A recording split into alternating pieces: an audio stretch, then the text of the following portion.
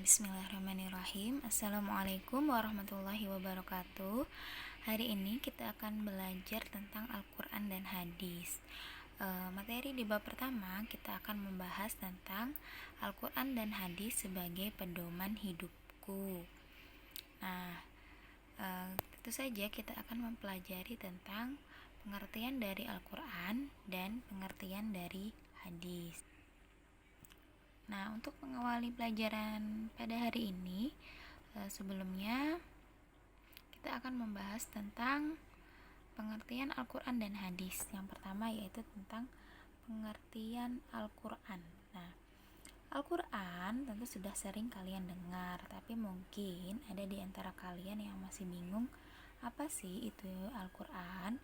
Nah, di sini kita akan bahas pengertian Al-Quran. Nah, Al-Quran berasal dari bahasa Arab yang berarti bacaan. Al-Quran adalah bentuk kata masdar dari kata qara'a yaqra'u Qur'anan yang artinya membaca.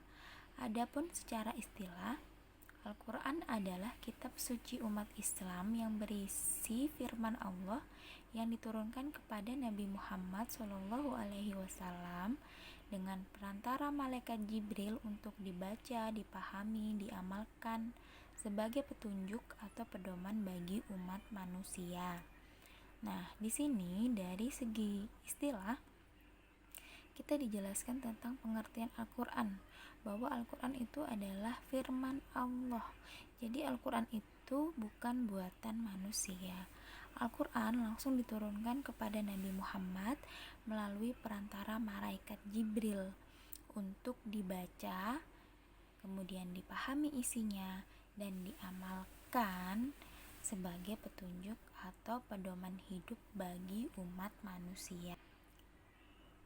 Nah, selanjutnya, Al-Quran tidak hanya diberi nama Al-Quran saja, tetapi Al-Quran memiliki nama-nama lain, yaitu seperti Al-Kitab, Al-Furqan, Az-Zikir, Al-Mau'izah, Asy-Syifa, Al-Huda, Ar-Rahman, Al-Bayan, Al-Busyra, dan An-Nur.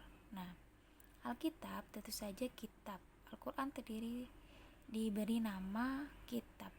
Alkitab, nah artinya terdiri dari lembaran yang banyak.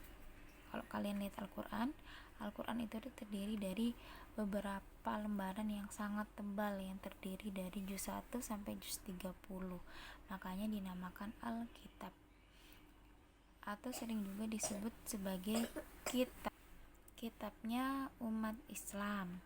Nah, ada juga Al-Furqan. Al-Furqan ini artinya pembeda. Nah, Al-Quran itu membedakan apa? Membedakan antara yang hak dan yang batil.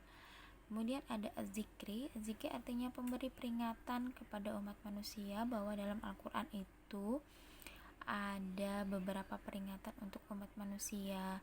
Bagi yang taat akan kemana, bagi yang ingkar akan kemana, ada semua di dalam Alkitab. Nah, kemudian ada Al-Mau'izah. Al-Mau'izah itu artinya pelajaran atau nasihat. Di dalam Al-Quran banyak sekali terdapat pelajaran dan nasihat. Apabila kalian cermati dengan baik-baik isi dari Al-Quran tersebut. Kemudian Asy-Syifa. Asy-Syifa artinya obat atau penyembuh. Nah, kok bisa Al-Quran jadi obat atau penyembuh? Bukan berarti Al-Qurannya disobek atau digulung-gulung, dicelupkan ke air, kemudian diminum sehingga menjadi obat. Bukan begitu maksudnya. Maksudnya adalah Al-Quran ini sebagai obat hati atau penyembuh. Kalau kalian lagi risau, lagi resah, ambillah air wudhu kemudian baca Al-Quran. Insya Allah akan membuat hati kalian tenang. Kemudian ada Al-Huda. Al-Huda artinya petunjuk. Petunjuk bagi siapa? Petunjuk bagi orang-orang yang beriman dan bertakwa. Selanjutnya ada Ar-Rahman. Ar-Rahmat artinya karunia. Karunia bagi umatnya. Nah, kemudian ada Al-Bayan. Al-Bayan artinya penerang. Ada Al-Busyra yang artinya kabar gembira. Nah, kenapa dikatakan kabar gembira? Karena di Al-Quran dijelaskan apabila kalian taat terhadap perintah yang Allah tuliskan di dalam Al-Quran, maka ada kabar gembira untuk kalian yang beriman dan bertakwa. Kemudian ada An-Nur. An-Nur artinya cahaya, petunjuk bagi seluruh umat manusia. Dan masih banyak lagi sebelumnya. Sebenarnya di antara 10 ini masih ada yang lainnya, tapi cukup 10 ini dulu yang kalian ketahui, nanti kalian bisa kembangkan lagi yang lain. Selanjutnya, Al-Quran memiliki keistimewaan. Di sini ada keistimewaan Al-Quran. Yang pertama, Al-Quran itu memuat ringkasan dari ajaran-ajaran ketuhanan yang pernah dimuat kitab-kitab suci sebelumnya, seperti kitab Taurat, Zabur, dan Injil. Karena sebelum Al-Quran telah ada 3 kitab terlebih dahulu yang sudah turun. Ada Taurat yang turun kepada Nabi Musa, ada Zabur yang turun kepada Nabi Daud, dan ada Injil yang turun kepada Nabi Isa. Kemudian terakhir yaitu ada Al-Quran. Nah, di antara semua kitab, Al-Quran ini adalah sebagai penyempurna dari kitab-kitab yang lain. Kalau kalian bertanya, apakah setelah turun Al-Quran, Taurat, Zabur, dan Injil masih digunakan? Tentu saja tidak, karena Taurat, Zabur, dan Injil isinya semua sudah diringkas di dalam kitab Al-Quran. Dan kitab Taurat, Zabur, dan Injil mengapa tidak dipergunakan lagi? Karena ketiga kitab tersebut hanya berlaku pada zamannya saja. Dia terikat di zaman tersebut. Misalnya Taurat hanya pada zamannya Nabi Musa, Zabur zamannya Nabi Daud, kemudian Injil hanya berada pada zamannya Nabi Isa. Kemudian nomor 2, Al-Quran memuat kalam-kalam Allah yang dijadikan pedoman hidup manusia sepanjang masa, sehingga Al-Quran memang dikehendaki Allah untuk kekal. Jadi dari pertama turun sampai akhir hayat nanti Al-Quran tetap kekal, tidak akan pernah berubah isinya, ya. Makanya Al-Quran itu sangat mudah untuk dihafal oleh umatnya, berbeda dengan kitab-kitab yang lain. Kemudian nomor 3, Al-Quran adalah sumber ilmu pengetahuan. Nah, semua ilmu pengetahuan ada semua di dalam Al-Quran.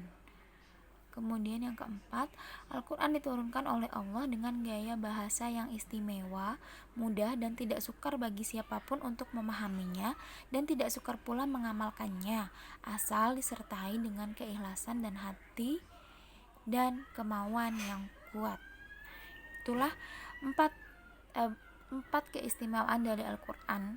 Ini ringkasan semua. Sebenarnya keistimewaan Al-Quran itu dibandingkan dengan kitab-kitab yang lain itu sangat banyak sekali. Cukup 4 saja untuk di pertemuan kali ini. Oke, selanjutnya kita akan masuki ke fungsi Al-Quran. Kenapa sih Al-Quran itu diturunkan? Oke, fungsi Al-Quran yang pertama sebagai pedoman hidup umat manusia. Nah, bayangkan jika tidak ada Al-Quran, maka kita tidak memiliki pedoman atau pegangan hidup. Apa yang harus kita lakukan, kita harus berbuat apa, semua ada tercantum di dalam isi Al-Quran. Kemudian Al-Quran sebagai pembenar dan penyempurna kitab-kitab terdahulu. Seperti yang sudah Ibu jelaskan di halaman sebelumnya, bahwa Al-Quran itu adalah penyempurna dari kitab-kitab terdahulu. Kemudian yang ketiga, pembawa kabar gembira dan peringatan. Nah, ada kabar gembira, kenapa ada peringatan? Nah, kabar gembiranya bagi siapa saja yang mengikuti anjuran yang ada di dalam Al-Quran, maka dia berada dalam kesenangan. Nah, kemudian peringatannya apabila ada yang ingkar terhadap perintah-perintah yang terdapat di dalam Al-Quran, maka kelak dia akan mendapat siksa. Yang keempat, ada sebagai sumber pokok ajaran Islam yang utama. Nah, karena tidak ada pokok ajaran Islam selain dari Al-Quran yang pertama. Kemudian nanti yang kedua, ada namanya hadis, akan kita jelaskan di pertemuan yang akan datang. Untuk pertemuan kali ini kita cukupkan sampai di sini. Kita tutup dengan baca hamdalah.